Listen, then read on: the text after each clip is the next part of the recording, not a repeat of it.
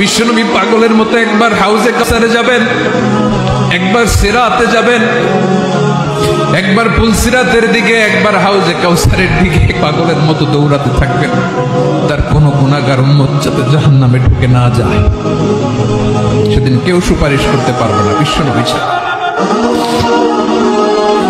এজন্য 5 নম্বর আল্লাহ বললেন, মান যাল্লাযী ইয়াশফাউ ইনদাহু ইল্লা বিইযনিহি।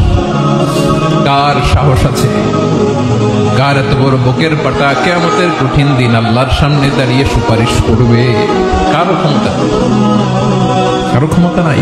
বিশ্বনবী সেদিন সিজদায় পড়ে উম্মতের জন্য কাঁদবেন, সবাই কাঁদবে, নফসি নফসি, আল্লাহ আমারে বাঁচাও, আল্লাহ আমারে বাঁচাও। বিশ্বনবী বলবেন, উম্মতি উম্মতি। বিশ্বনবী আমার জন্য কাঁদবেন, আপনার জন্য কাঁদবেন, আমাদের জন্য সেদিন কেঁদে কেঁদে জাহান্নামের দরজায় দাঁড়িয়ে আমাদেরকে টেনে টেনে জান্নাতে ঢুকাবেন। এজন্য এই বিশ্বনবীর ভালোবাসা যেন আমাদের হৃদয়ে ভরপুর থাকে। আমার ভাইয়েরা, প্রতি শুক্রবার বিশ্বনবীর উপরে বেশি বেশি যেন আমরা দুরূদ পড়ি। আমরা যখন বিশ্বনবীর সালাম দেই, দুরূদ পড়ি,